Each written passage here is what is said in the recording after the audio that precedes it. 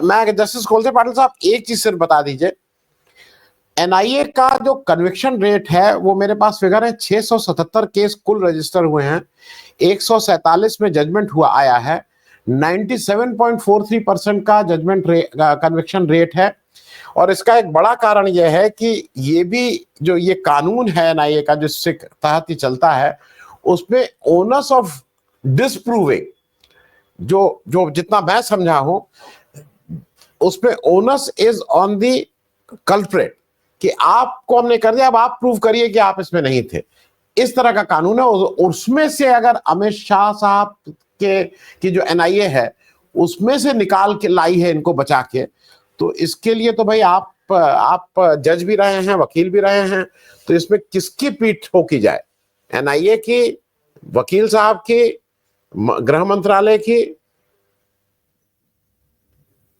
Unmute कर दीजिएगा, unmute कर लीजिएगा भाई साहब, अनम्यूट। मैं आपका अभिनंदन करता हूं कि इतना अच्छा पैनल आपने चुना है। दुर्भाग्य से मुशर्रफ का क्या हुआ है मुझे मालूम नहीं अभी, लेकिन इतने अच्छे लोग आपके यहाँ पैनल यहाँ बोलने को आए, उसमें हम कुछ नहीं, हम बोलते हैं कि इन्वेस्टिगेशन जो है, एनआईए का पहला जो चीफ था सिन्हा, उसके बाद एनआईए बदल गई। और एनआईए क्यों आई? तो IB with police investigation interfere करते थे। आईबी के लोग पुलिस को, स्थानिक पुलिस को गाइड करते थे। ये हमारे पास इंफॉर्मेशन है कि ये मुसलमान है ऑफेंस करने वाले, ये ऑथेंटिक इंफॉर्मेशन ये देते थे। और फिर उसके इर्द गिर्द इन्वेस्टिगेशन चलता था और झूठ लोग अंदर जाते थे, पुरावे यानी सबूत अच्छी तरह तैयार किए जाते थे, लेकिन उनको मालूम था ये झूठे हैं, कोर्ट में छूटेंगे तो उनके केस चलती नहीं थी।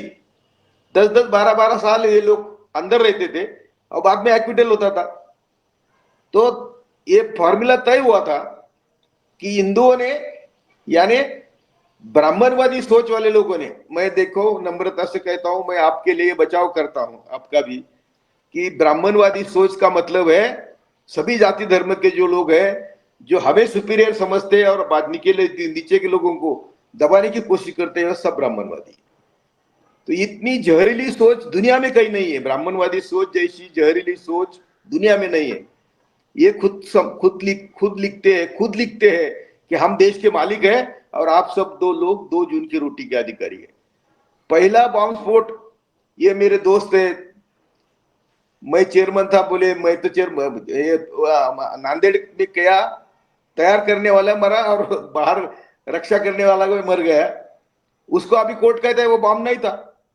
तो जो बना रहा था वो मर गया और जो बाहर खड़ा होके स्कूटर पे देख रहा था कि कौन आया ना जाए, वो जब बॉम्ब फूटा तो वो रास्ते के ये बाजू से वो जाके वो बाजू उड़ के पड़ा। तो ये क्या था फिर? बॉम्ब नहीं था तो। लेकिन ये सब संविधानिक संस्था है, वो 1942 का उनका प्लानिंग था कि हमको तो अभी स्वातंत्र मिलने वाला है, हमारे ब्रिटिश तो जाने वाले हैं, क्योंकि ब्रिटिश उनके बाप थे, तो ब्रिटिश जाने वाले हैं, तो हमें अभी सभी संविधानिक संस्थाओं पर कब्जा करना होगा।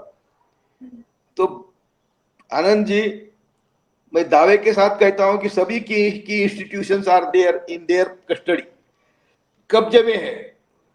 आईबी हो, रॉ हो, आईबी तो आरएसएस की दूसरी शाखा है। आईबी इतनी उनको मदद करती है, हम मरने को तैयार है। मैंने 47 की उम्र में एक प्रतिज्ञा करी थी कि मैं ना पुलिस को डरूंगा, ना कोर्ट को, नहीं जेल को डरूंगा, ना मरने को डरूंगा। वही मैं सिलसिला चलता रहा। ये जो आपने कहा अभी, तो ये इन्वेस्टिगेशन 2 खेमे में बंटता है। ये करकरे के पहले और करकरे के बाद। करकरे ने पहली बार आरएसएस को हाथ लगाया है और सही इन्वेस्टिगेशन किया है।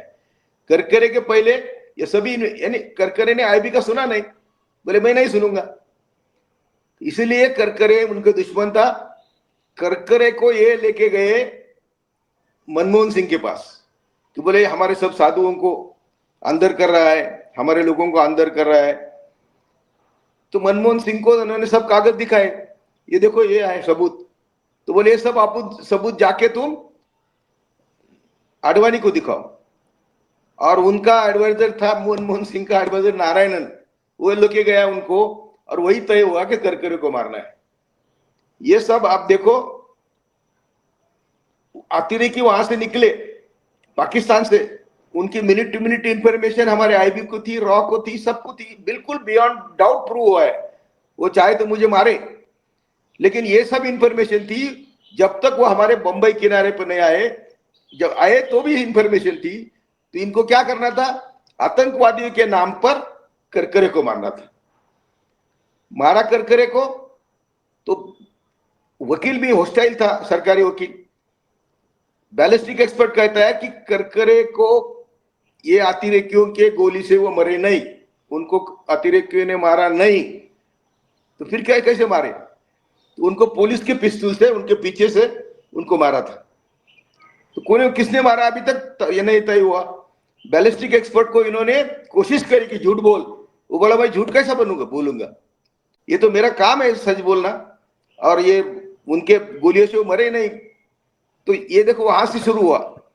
मैं कहता हूं कि ये जो कॉन्स्पिरेसी थी करकरे को मारने की, ये महात्मा गांधी से कई गुना खतरनाक कॉन्स्पिरेसी थी, क्योंकि उनको करकरे को मारे बिना जो आज हुआ है वो हो नहीं सकता था। और करकरे आज जिंदा होते तो इनकी इतनी पोल खुल जाती कि इनको मुंह दिखाने के लिए सही नहीं मिलता, आपस में नहीं, कोई दिखाने के लिए भी कोई कारण नहीं होता, इतनी बुरी हालत इनकी हो जाती। अभी मैं कल से देख रहा हूं, वो प्रसाद को बिहार वाला बोल रहा है कि कांग्रेस माफी मांगे। अरे झूठे, तुम सब लोग इतने झूठे हैं कि कांग्रेस का हमारा भी कुछ संबंध नहीं है। मैंने कई बार बोला कांग्रेस ने मुझे जेल में डाला है, पुलिस को ठड़ी में रखा है, लेकिन आज के माहौल में कांग्रेस हरिश्चंद्र है। और कांग्रेस की क्या माफी मांगे, कांग्रेस क्यों माफी मांगेगी? तुमने सब, अब ये कोर्ट कहता है कि हमारे सामने पुरावे नहीं आए।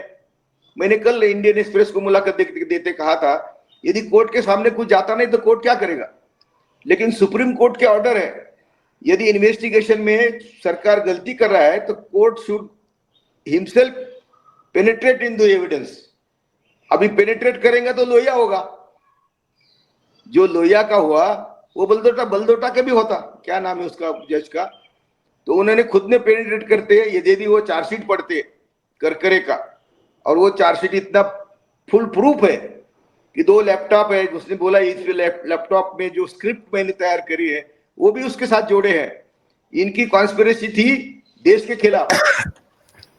नेपाल इस्राएल की मदद ले रहे थे, उनसे फंड ले रहे थे, संविधान के खिलाफ बोल रहे थे, और हमें हिंदू राष्ट्र की स्थापना करना है, ये इनका मकसद था। कि कैसे करेंगे, तो देश हमेशा अशांत रखना है, अशांत रखेंगे तो ये बॉम्ब स्फोट, ये सभी बॉम्ब स्फोट, यदि आपको सही इन्वेस्टिगेशन होता, और जिसका जो मुस्लिम ने किताब में लिखी है, तो ये सभी बॉम्ब स्फोट हिंदुत्ववादियों ने या ब्राह्मणवादी सोच ने करे हैं, और करने के बाद मुसलमानों को अंदर लिया।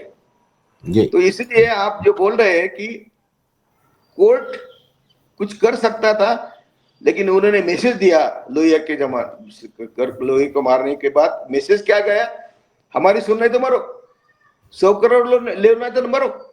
कितने जज, अभी वहां दिल्ली हाईकोर्ट का जज का उदाहरण है कि उसने जब दिल्ली दंगों की जांच करनी शुरू की खुद कोर्ट ने, तो उसकी तबादला रात में तबादला हो गया, और उसको पास में सुप्रीम कोर्ट में नहीं लिया। तो ये सब जब मैसेज जुडिशरी को गया है, गोगोई का क्या हुआ, सबका क्या हुआ, तो कौन जज हिम्मत करता है? कुछ ना कुछ तो किसी प्राइवेट में होता है कुछ ना कुछ, लेकिन ये सब उनके लोगों के बाहर नहीं आते, और जिनको जिनको उनको दबाना है उनके लोग, वो लोग उन लोगों के सब बाहर आता है। तो आनंद जी, इसके ऊपर बहुत बात करनी है, मुझे बहुत बात करनी है, आपसे अकेले भी करेंगे। आपने जो किताब लिखी वो आपने, आपका अनुभव है, हे राम टू जय श्री राम का किताब इन्होंने लिखा है, खैरनार जी, आपने पढ़ा कि नहीं मालूम नहीं, उसका विमोचन था, उनको कोई मेहमान नहीं मिल रहा था, तो पत्रकार संघ, बंबई पत्रकार संघ में उन्होंने मुझे फोन किया कि आप इस विमोचन के आएंगे क्या? तो मैंने भाषण किया कि ये सब जो ब्राह्मणवादी सोच है, ये दूध के तालाब में सुसु करती। इनको भी मुझे डर लगा होगा कि जब जो कहा आपने, हे राम टू श्री राम, जय श्री राम, उसमें सब ये दिया है। तो मकसद क्या था कि देश को सिर्फ अशांत करना, और अशांत कब तक करना है, जब तक हम हिंदू राष्ट्र नहीं स्थापित करते। ये करते रहेंगे, ये सिलसिला चलता रहेगा, और हम लोग डरते मर जाएंगे, डरते डरते। इसलिए हमारे जैसे कोई लोग मरे तो अच्छा है, लेकिन ये सोच होना चाहिए। चलिए, और आपको मैं तकलीफ नहीं देना चाहता, लेकिन मुझे बहुत बातें करनी है, और ये बातें मैं आपसे मिलके करूंगा।